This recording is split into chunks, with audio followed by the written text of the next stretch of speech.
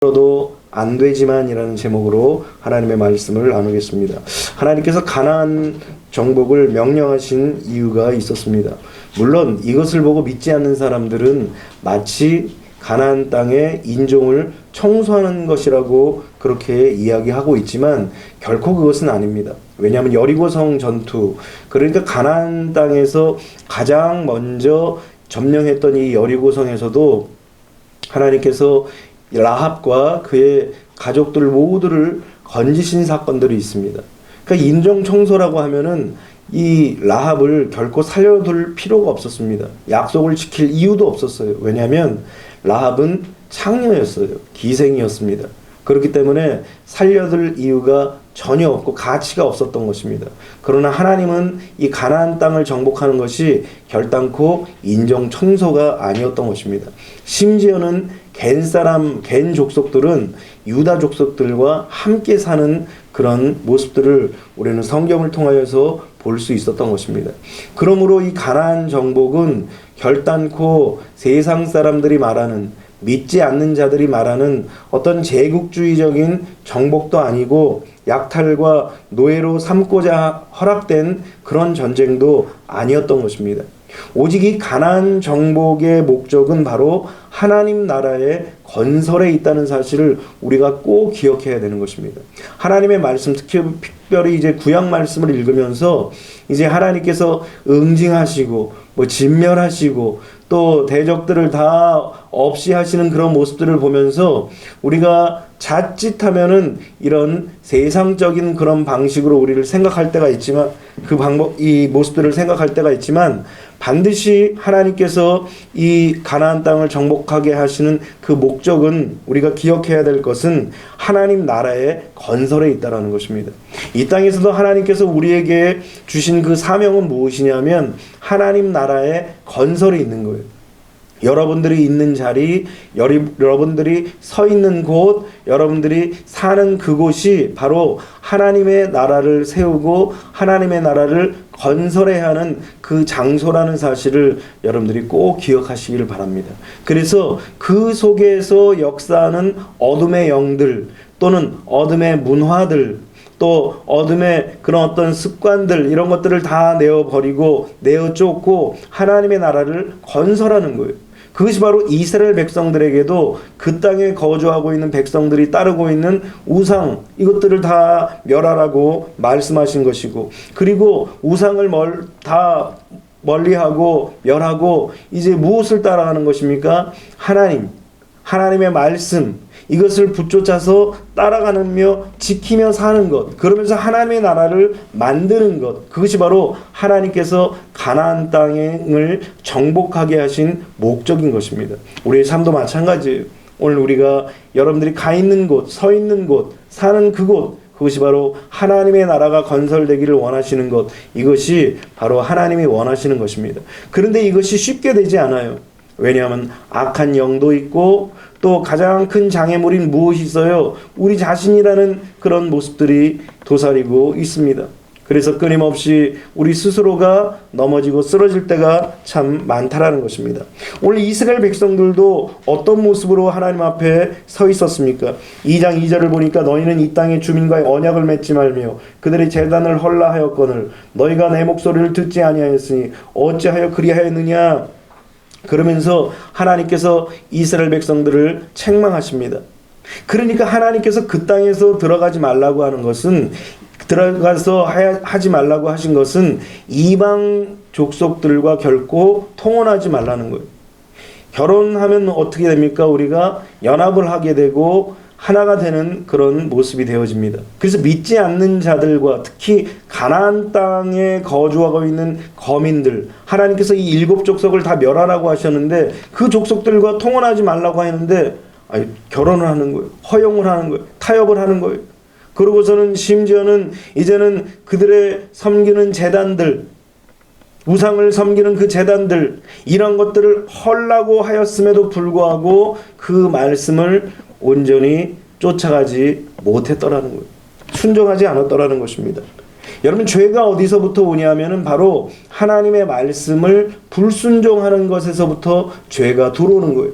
우리가 다 알겠지만 여러분, 아담과 하와가 죄를 짓는 것이 그 죄가 무엇입니까? 하나님이 따먹지 말라고 했던 선악을 알게 하는 나무의 열매를 따먹은 거예요.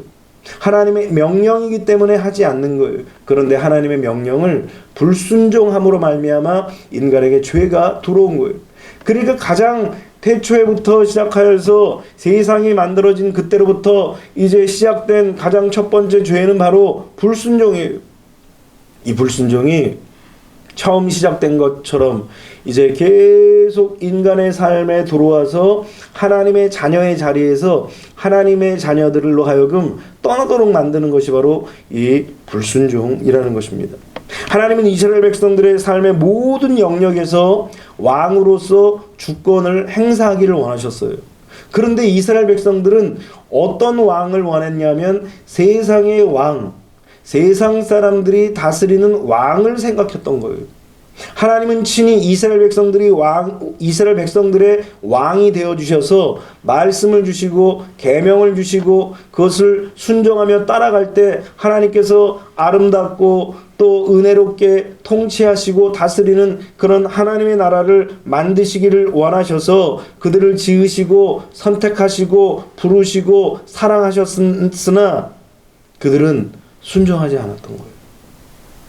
하나님의 자녀로서 순종을 명령했음에도 불구하고, 그래서 그토록 사랑하여서 선택하였음에도 불구하고 그들은 주님의 말씀을 따라가지 못했다라는 거예요. 여러분, 이들이 불순종하는 이유는 두 가지예요. 하나님의 통치하심을 반대하기 때문이고, 또 하나는 하나님을 무시하는 행동이라는 거예요. 나는 하나님이 통치하기를 원해요. 아니, 나는 하나님 무시하지 않아요. 라고 이야기들을 하지만 하나님의 말씀에 불순종하는 것은 하나님의 통치를 반대하고 하나님을 무시하는 행동으로 하나님이 여기시는 거예요.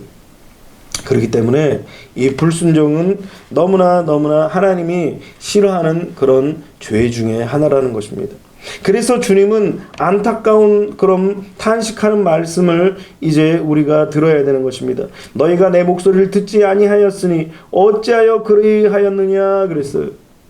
킹 제임스 버전에서는 이렇게 똑같은 말씀이지만, 너희가 내 목소리에 순종하지 아니하였도다 어찌하여 너희가 이같이 행하였느냐라고 하나님께서는 이스라엘 백성들에게 안타까운 마음으로 질문하시는 것입니다.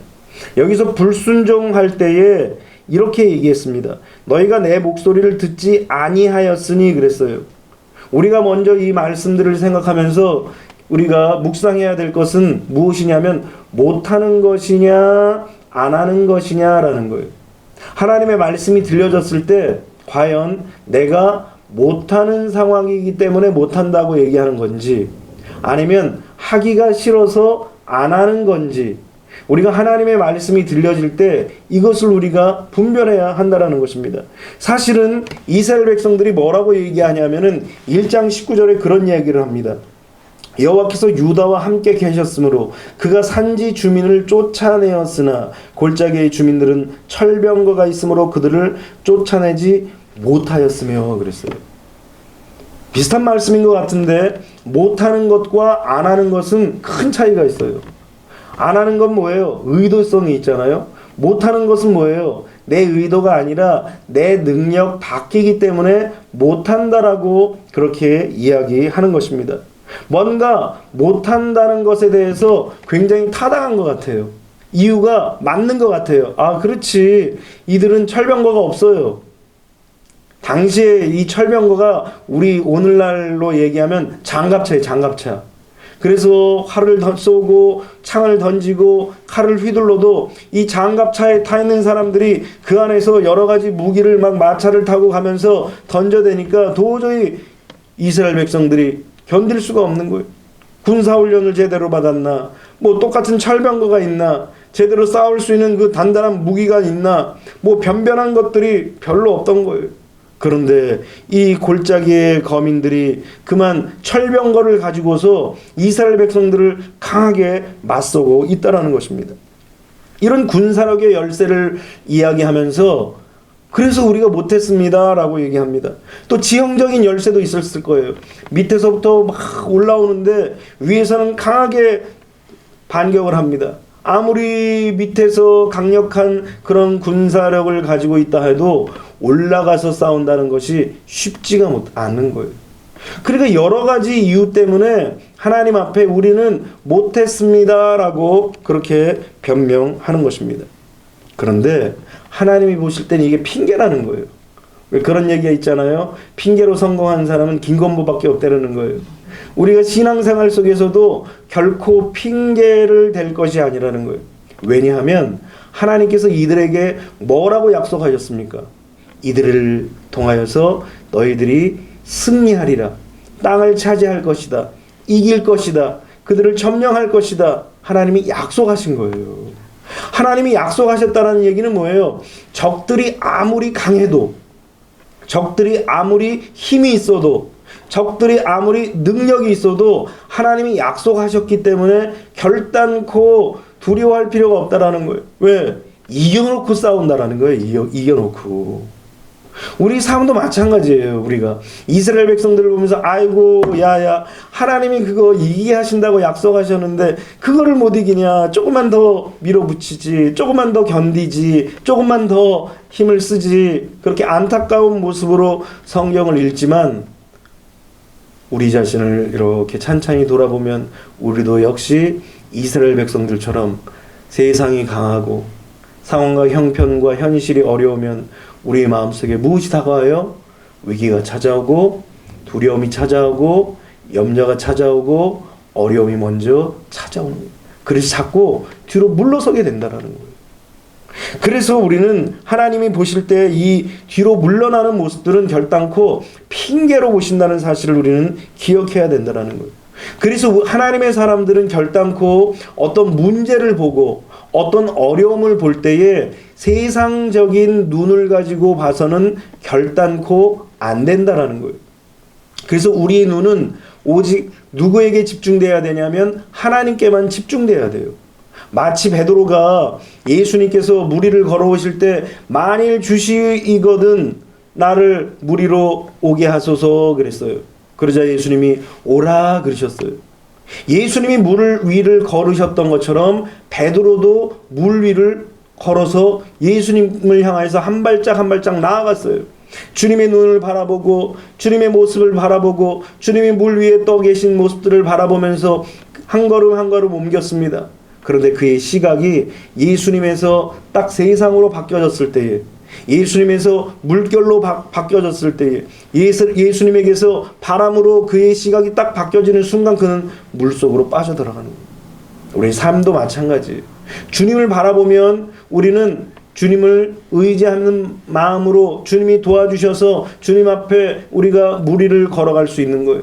그러나 우리가 세상을 바라보고 환경을 바라보면 그 환경 속에 빠질 수밖에 없다는 거예요.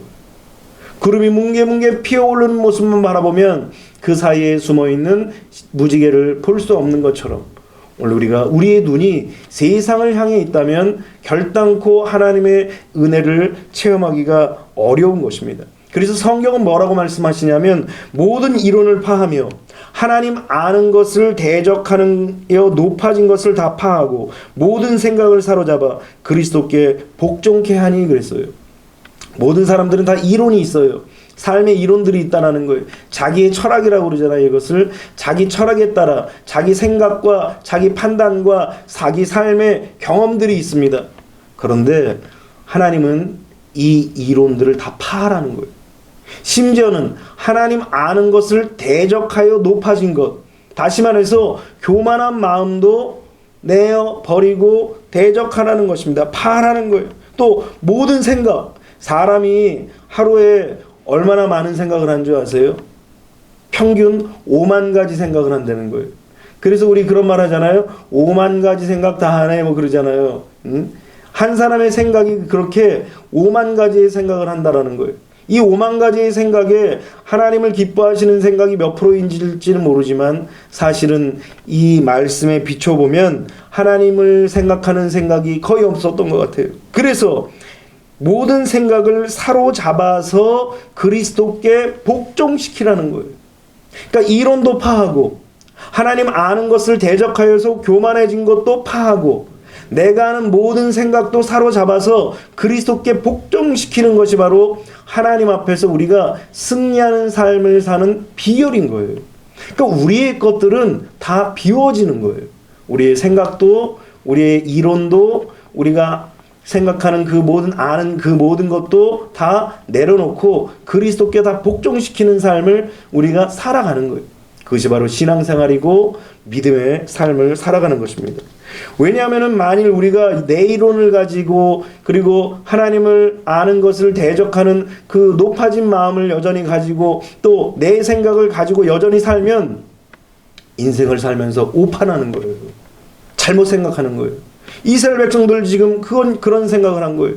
내 이론에는 저 철병거를 결단코 이길 수가 없어. 내 경험으로는, 내 생각으로는, 내가 아는 바로는 저 병력을 우리는 도저히 이길 수 없어라고 오판하는 거예요. 그러니까 어느 정도 싸우다가 아유 못하겠습니다 하나님, 이제 여기가 끝입니다 하고 절반의 순종과 절반의 믿음을 하나님 앞에 보이는 그런 실수를 범하게 되더라는 거예요. 그래서 결국 세상을 바라보면은 우리에게 어떤 일이 생기느냐? 낙심하고 좌절하는 거예요. 그래서 예수님께서도 누가복음 18장에 뭐라고 그랬습니까? 항상 기도하고 낭망치 말아야 할 것을 비유로 말씀하시면서 기도에 대해서 말씀하신 거예요.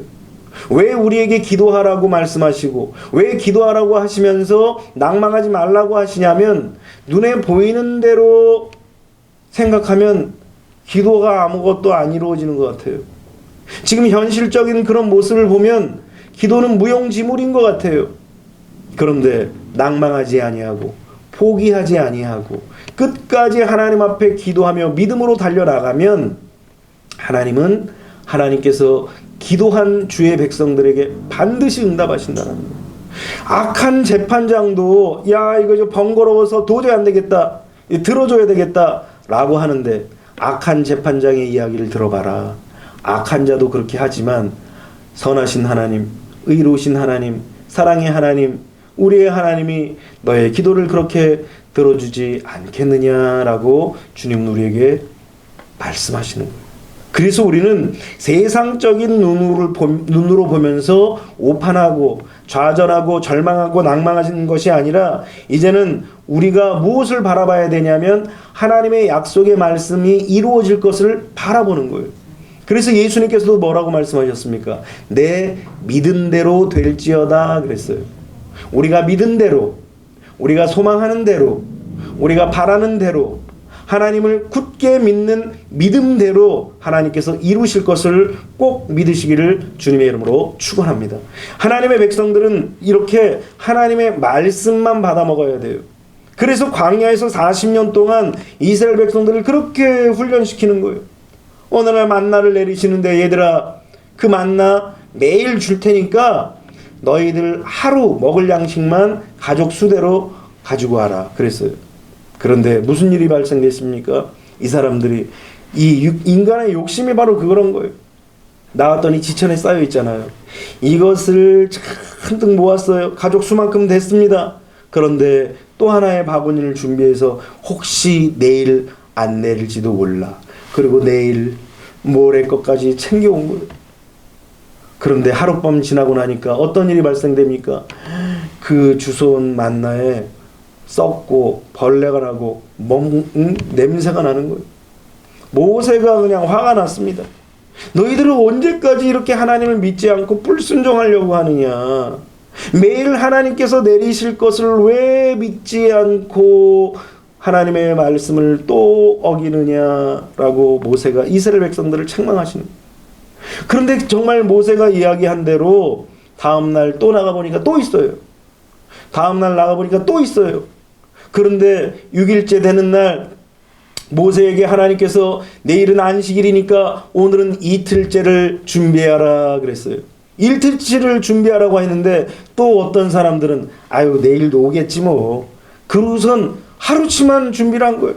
그러니까 모세가 또 이스라엘 백성들에게 호통을 치는 거예요. 어찌하여 너희들은 그렇게 말씀을 듣지 않느냐. 여러분 노아가 특징이 뭐예요? 하나님 방주에 들어가라 하니까 들어가고 나오라 하니까 나오고 짐승들을 실어라 하니까 싫고, 끄집어내라 그러니까 끄집어내고. 믿음 생활이라는 것이 무엇이냐면 바로 하나님의 말씀대로 따라가는 거예요. 먹으라면 먹고, 그만 멈추라면 멈추고, 가라면 가고, 그 자리에 서라면 서는 것. 그것이 바로 믿음 생활이에요. 그래서 이스라엘 백성들에게 이렇게 40년 동안 6일간, 일주일 중에 6일간 그렇게 먹게 하시고 죽게 하셨던 것입니다. 그러니까 하나님의 말씀대로 살면은 이렇게 하나님께서 우리를 보호하시고 지키시고 은혜 가운데 먹이시고 입히시는구나, 이거를 40년 동안 깨달은 거예요. 그런데 이스라엘 백성들은 어땠습니까? 이렇게 40년 동안 훈련 받았음에도 불구하고 자꾸 흔들리는 거예요. 하나님의 말씀을 그렇게 따라가면서 40년 동안 습관이 되도록 하나님께서 보여주시고 체득하게 하시고 몸으로 알게 하셨는데, 아유, 가나안 땅에 들어가니까 새까맣게 잊어버린 거예요. 하나님의 말씀을 전혀 기억하지 못한다라는 거예요. 그래서 하나님께서는 뭐라고 말씀하시냐면, 현실 속에서 이런 부정적인 현실만 탓하지 말고 하나님의 말씀을 붙잡아야 되지 않겠냐 하면서 2장 1절에 그렇게 말씀하시는 거예요.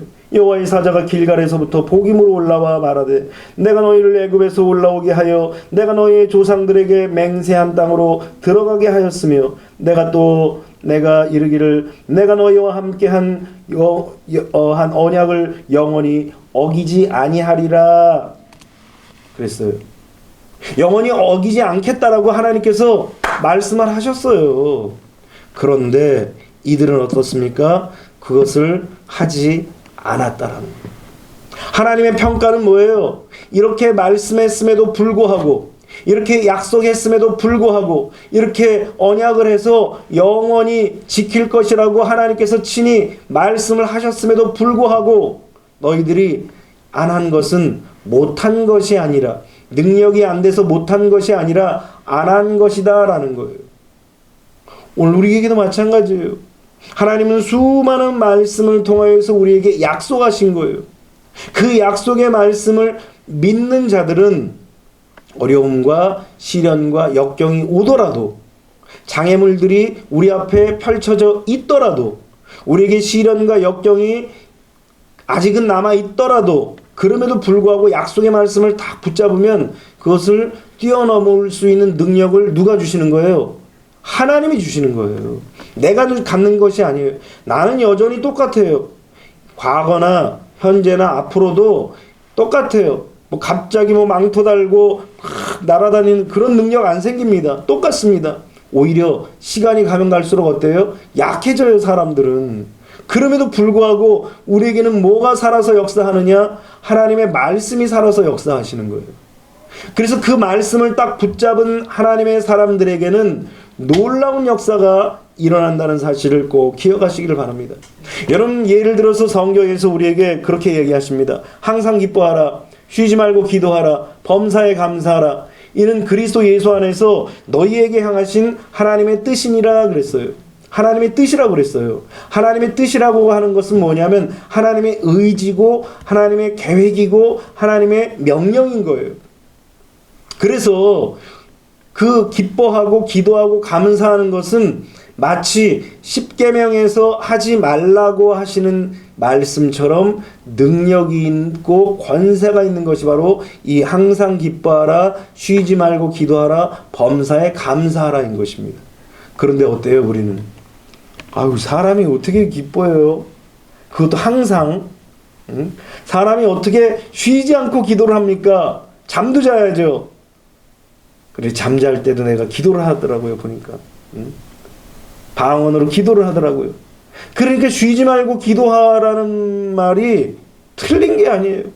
잠잘 때나, 걸어갈 때나, 눈 뜨고 있을 때나, 운전할 때나, 밥 먹을 때나, 일상생활을 할 때 우리는 쉬지 않고 늘 주님과 교통할 수 있다라는 거예요. 감사도 마찬가지예요. 우리가 꼭 감사할 그런 눈으로 보이는 감사만 찾으려고 해서 그렇죠. 실제로 감사한 것을 하나씩 하나씩 생각해 보면 어떤 상황에서도 감사하지 않을 수가 없더라는 거예요. 그래서 사도 바울은 신라와 함께 매를 그냥 죽도록 맞고 빌립보 지하 감옥에 내동쟁이 쳤을 때에 뭔 소리가 먼저 나오겠어요? 보통 사람이면 아이고 소리가 더 먼저 나올 거예요. 그런데 이 바울과 실라는 하나님 앞에 찬미하고 그리고 기도했는데 그것을 하나님도 들으셨지만 누구도 들었어요? 죄수가 들을 수 있을 정도로 큰 소리로 하나님 앞에 찬양과 경배를 올려드렸다라는 거예요. 아니, 매맞고 감사하는 사람은 아마 바울과 실라밖에 없을 거예요. 오늘 우리의 인생도 하나님께서는 그걸 원하시는 거예요. 꼭 어떤 어려움들이 내 눈앞에서 싹 사라질 때 그때만 기뻐하는 것이 아니라 꼭 내 눈앞에 장애물들이 싹 사라지고 그냥 대로처럼 쫙 길이 열려서만 감사하는 것이 아니라 때로는 돌짝밭도 나오고 때로는 가시밭도 나오고 때로는 길이 울퉁불퉁하고 길이 험할지라도 그래도 주님이 함께 계신다는 그 사실 때문에 기뻐하고 주님의 말씀이 나와 여전히 함께 하고 계시다는 사실을 생각하며 기뻐하는 거예요. 그러면서 하나님과 교통하는 삶이 믿음의 삶인 것입니다. 하나님은 이스라엘 백성들이 저 높은 산지를 바라보고 그리고 저 아주 강력해 보이는 철 병거를 바라볼 때에도 야, 저들은 우리의 밥이야. 그러고선 그 병거를 물리치기를 원하셨다라는 거예요. 그런데 이스라엘 백성들은 이런 모습들을 결코 따라가지 못하고 우리가 못하겠습니다 그랬어요. 그러나 하나님은 그들을 향하여서 너희들은 못하는 것이 아니라 안 하는 것이다 라고 주님은 말씀하시는 것입니다. 자꾸 하나님께서는 된다고 얘기하시는데 사람이 자꾸 못한다라고 핑계를 대면 하나님의 뜻대로 순종하지 않으냐 하면 이스라엘 백성들이 어떻게 합니까? 하나님께서 3절에 보니까 그러므로 내가 또 말하기를 내가 그들을 너희 앞에서 쫓아내지 아니하리니 그들이 너희 옆구리에 가시가 될 것이며 그들의 신들이 너희에게 올무가 되리라 하였노라. 뭐예요? 우리가 못해요 계속 그러니까 그래 못하니 알았다. 그들이 이제는 너희의 옆구리에 가시가 되고 너희를 찌를 것이다. 그들의 신들이 너에게 올무가 되어서 함정이 되어서 그들에 빠져갖고 너희들은 고통을 당할 거다. 그런 말씀을 하나님께서 하시는 것입니다. 그래서 우리는 하나님 앞에서 하나님의 말씀 앞에서 절대로 우리의 입에서 못해요 라는 말을 절대로 해서는 안 되는 것입니다. 여러분 아브라함에게 하나님께서 독자 이삭을 바치게 하실 때에 하나님 못하겠어요. 도저히 못하겠어요. 생각해보세요. 하나님 같으면 하시겠어요. 하나님은 하셨잖아요. 독생자 예수 그리스도를 죽음으로 내모으셨잖아요. 그리고 실제로 죽이셨잖아요. 그래 아브라함이 그렇게 못한다고 한 것이 아니라 침묵한 거예요. 입을 다물고 그리고 하나님의 마음을 생각하기 시작한 거예요. 하나님의 생각과 하나님의 마음과 하나님의 그 심정을 헤아리기 시작한 거예요. 그리고 묵묵히 3일 길을 걸어가서 그리고 그 아들 독자를 모리아산 꼭대기까지 데리고 올라가면서 그리고 그 나이 많은 할아버지가 이 젊은 아이를 죽이려고 했던 거예요. 번제로 바치려고 했던 것입니다. 그런데 그곳에서 만난 하나님은 어떤 하나님이십니까? 정말 무자비하게 100세의 아들을 주시고 그거 하나 주시고 나서 다시 데려가는 그런 무자비한 하나님을 만난 것이 아니라 오히려 여호와 이레의 하나님을 만나셨다는 거예요. 그래서 이스라엘 백성들은 여호와 이레의 하나님을 통하여서 뭐라고 얘기하냐면 그 산에서 하나님께서 준비하셨다라고 얘기하는 거예요. 그러니까 이 아브라함이 하나님을 바라볼 때 노년에 처음에 하나님을 만났던 75세 때에도 마찬가지로 이 노년에 하나님 앞에 고백하기를 하나님은 여호와 이레이십니다. 하나님은 준비해 주시는 하나님이십니다. 그곳에서 하나님을 볼 수 있는 그런 하나님이십니다. 하나님은 일하시고 역사하시는 하나님입니다. 그러면서 믿음의 고백을 드리는 거예요. 하나님은 이런 아브라함을 보시고 너무 사랑하신 거예요. 그래서 이 이삭을 찌르려고 할 때 아브라함아 아브라함아 하면서 아브라함을 부르는 거예요. 어떤 그림을 보니까 이 아브라함의 손목을 천사가 탁 잡는 그림이 있어요. 칼로 찌르려 내릴 때 하나님이 얼마나 급하셨으면 아브라함아 아브라함아 부르시면서 천사까지 동원해서 그 손목을 딱 붙잡는 거예요. 야, 우리가 하나님의 말씀을 믿는다라는 것은 그런 드라마틱한 그런 상황이 생길 수 있다는 거예요. 우리는 전무후무한 그런 역사가 이 시대는 없다고 얘기하지만 그러나 하나님의 약속의 말씀을 믿는 자들에게는 이런 전무후무한 능력과 역사가 반드시 일어난다는 사실을 우리가 믿는 자들에게 이런 일들이 일어나는 거예요. 오늘 여러분들에게도 하나님이 여호와 이레의 하나님이 되시기를 주님의 이름으로 축원합니다. 하나님은 여러분들을 위해서 놀라운 것들을 준비하십니다. 그러니까 이 말씀을 순종하면서 따라가면 먹는 거예요. 따라가면 열리는 거예요. 따라가면 장애물들이 길로 바뀌어지는 거예요. 홍해 앞에서 그래도 주절주절 돼도 그래도 홍해 앞까지 따라왔습니다. 그러니까 앞에 가로막혀 있는 그 홍해를 봐면서 어떡하냐고 막 탄식하니까 하나님께 모세가 하나님 어떻게 합니까? 그러니까 뭘 어떻게 하느냐? 백성들을 앞으로 가게 하라. 그러면서 네 지팡이를 내밀어서 바다를 갈라지게 하라는 거예요. 도대체 인간의 상상으로는 상상할 수 없는 일들이 그 순간 일어났습니다. 누구에게요? 그래도 좀 힘들어도 좀 어려워도 좀 버거워도 그래도 따라가고 순종하고 믿음으로 전진하는 백성들에게는 하나님께서 물을 열어서까지라도 길을 건너게 하시는 거예요. 광야에 하나님께서 친히 구름과 불로 텐트를 채워 놓으셔서까지라도 광야를 통과하게 하시는 거예요. 그것이 바로 하나님의 능력이라는 사실을 믿으시기를 주님의 이름으로 축원합니다. 이런 능력이 이스라엘 백성들을 이제 경험하게 했습니다. 하나님의 그 능력이 그들을 다 감쌌어요. 그럼에도 불구하고 이스라엘 백성들은 순종하지 않았다라는 거예요. 믿지 않았다라는 거예요. 그래서 우리는 항상 하나님께서 우리에게 말씀하신 그 말씀들이 우리에게 다가올 때 그냥 흘려버리면 안 돼요. 그것을 가슴에 담아둬야 돼요. 그리고 내가 체험하고 경험했던 것들을 마음속에 깊이 새기고 있어야 돼요. 그래서 또 하나님께서 우리에게 말씀하실 때에 그 기억을 그래도 더듬고 하나님을 더욱더 믿는 믿음으로 한 걸음 한 걸음 나아가야 한다는 거예요. 그런데 이스라엘 백성들이 그것을 하지 못했던 것입니다. 그런데 안타까운 것은 불순종의 결과는 뭐냐면 있는 것마저 빼앗기는 거예요. 우리가 3절 읽었던 것처럼 오히려 쫓아내지 못했더니 이제는 도리어 뭐가 됐어요? 그들이 옆구리에 가시가 됐다라는 거예요. 심지어는 그들의 신들이 그들의 제단이 이제는 올무가 되어서 우리로 하여금 빠지게 만들게 한다라는 것입니다. 있는 것을 빼앗기는 역사가 불순종으로 말미암아 일어난다라는 거예요.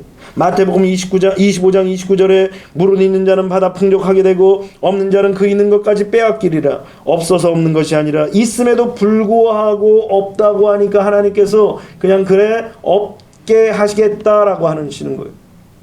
한 달란트 받은 사람이 이제는 더 이상 내가 이 한 달란트를 뭐 하겠느냐? 우리 주인은 엄한 사람이니까 내가 오면 이거 한 달란트로 괜히 실패해서 없애느니 그냥 땅에 묻어버려야지. 그리고 땅에 그냥 묻어버렸습니다. 그리고서는 주인이 왔는데 5달란트 받은 자, 2달란트 받은 자는 주인님 내가 받은 것을 가지고 갑절을 남겼습니다. 그러면서 5달란트 받은 자는 10달란트를 가져오고 2달란트 받은 자는 4달란트를 가져온 거예요. 그러니까 주인이 착하고 충성된 종아 네가 작은 것에 충정하였으니 더 많은 것들을 맡기리라 그랬어요. 그런데 이 한 달란트 받은 사람은 주인님 당신은 엄한 사람 아닙니까? 하나도 남김없이 홀이라도 찾으시는 분이시니 내가 이 한 달란트 그냥 가지고 갔습니다. 그러자 악하고 게으른 종이라고 책망하시면서 그 있는 것을 빼앗아서 누구에게 줬어요? 10달란트 가지고 있는 자에게 주시면서 뭐라고 말씀하시느냐? 그에게 한 달란트를 빼앗아 10달란트 가진 자에게 주라 그랬어요. 있는 자는 받고 없는 자는 있는 것마저 빼앗긴다라는 거예요. 그래서 우리는 하나님 앞에서 우리가 받은 그 은혜들을 가지고 결코 없다고 결코 못한다라고 얘기해서는 안 된다라는 거예요. 우리가 못한다고 하면 하나님은 계속 권면하실 거예요. 그래도 해봐라. 또 해봐라. 또 일어서 하라. 또 달려가 봐라. 힘을 내봐라. 용기를 내봐라. 그러면서 우리에게 위로와 격려를 아끼지를 않으셔요. 그런데도 못하겠다고 하면 하나님은 어떻게 합니까? 빼앗아서 할 수 있는 자에게 주신다라는 거예요. 그것이 두려운 거예요. 이런 상황이 이스라엘 백성들에게 딱 닥친 거예요. 그러자 이 사람들이 어떤 모습으로 반응합니까? 4절에 보니까 여호와의 사자가 이스라엘 모든 사자에게 자손에게 이 말씀을 이르매 백성이 소리를 높여 운지라. 하나님이 있는 것마저 빼앗긴다라고 이제 선언을 하시니까 울 수밖에 없는 거예요. 여러분, 우리 앞에 놓여진 그 수많은 실패와 좌절과 절망의 이야기들이 이제 선언이 되면 우리는 울 수밖에 없는, 더 이상 아무것도 할 수가 없어요. 울어도 하나님께서 아유 딱한 것들 그래 알았어 내가 그냥 해본 얘기야 라고 했으면 좋겠지만 결단코 그런 말씀은 없었던 것입니다. 그렇다면 우리는 이 운명을 받아서 이제는 포기해야 되냐, 이대로 그냥 물러나고 그냥 줄줄 그냥 소리내서 울기만 해야 되는 거냐? 그렇지 않다라는 거예요. 오늘 그래서 하나님께서는 이 실패와 실수를 겪는 이 사람들에게 무엇을 주셨냐면 그것이 바로 십자가라는 거예요. 마치 무지개를 띄워서 사람들로 하여금 이제 비가 올 때마다, 고난이 올 때마다, 시련이 올 때마다 그것을 바라보게 하셨던 것처럼 우리의 삶 속에서 실수하고 넘어지고 쓰러지고 좌절하고 절망하고, 그래서 하나님께서 너는 안 되겠다, 그러고서 채찍을 들어서 옆구리에 가시를 주실 그때에 우리가 붙잡고 바라봐야 할 것이 무엇이냐? 바로 십자가라는 거예요. 왜냐하면 하나님은 두 가지의 모습을 가지고 있어요. 동전의 양면과 같아요. 한 면은 사랑의 하나님이시고 한 면은 공의의 하나님이셔요. 이 공의의 하나님은 거룩하신 하나님이시고 죄를 용납할 수가 없는 거예요. 또 악을 감싸고 그리고 복도 주실 수가 없어요. 죄진 사람에게 어떻게 복을 줘요? 공의의 하나님께서. 그건 말이 안 되는 거예요. 하나님, 공의의 하나님 편에서는 결단코 그것은 할 수가 없어요. 그런데 사랑의 하나님은 어떻습니까? 용서하고 품어주고 감싸주시고 죄인을 그냥 죽게 내버려 두지를 못하시는 거예요. 그 사랑의 하나님이 그것을 용납할 수가 없는 거예요. 그래서 이 공의의 하나님과 사랑의 하나님 이 사이에서 딜레마예요. 예수님도 그런 이 시험을 받았잖아요. 사람들이 가나마다 현장에서 잡힌 이 여자들 막 머리를 질질 끌고 예수님 앞에 내팽개칠 섰습니다. 그러면서 모세의 율법에는 이런 여자를 돌로 치라 했는데 당신은 뭐라고 어떻게 할 겁니까? 그랬어요. 왜냐하면 평상시에 예수님께서 죄인과 세리, 창녀들을 아끼시고 귀하게 여기시고 사랑을 베풀어 주셨어요. 그러다 보니까 현장에서 가늠한 여자를 다 엿보고 있다가 몰래 잡아서 내동댕이 치면서 어떻게 할 거냐? 너가 평소에 이야기했던 사랑을 이야기할 거냐? 아니면 네가 그렇게 귀하고 아꼈던 하나님의 말씀대로 순종할 거냐? 이 딜레마에 빠지는 거예요. 그때 예수님은 너희가 죄 있는 자가 먼저 돌로 치라 그랬어요. 그리고 그 사람들의 죄를 낱낱이 땅에 다 기록하신 거예요.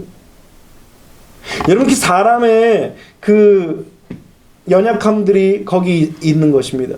그런데 공의의 하나님과 그 사랑의 하나님이 부딪힐 수 있는 그런 상황에서 이 문제를 해결할 수 있는 곳이 어디냐? 오직 바로 십자가라는 거예요. 인간은 가시와 엉겅퀴와 가난과 질병과 저주의 운명을 타고났어요. 왜? 죄를 졌기 때문에. 죄를 지면 하나님께서 정령 죽으리라 그렇게 말씀하셨어요. 그 여인도 죄로 인하여서 정령 죽어야 마땅합니다.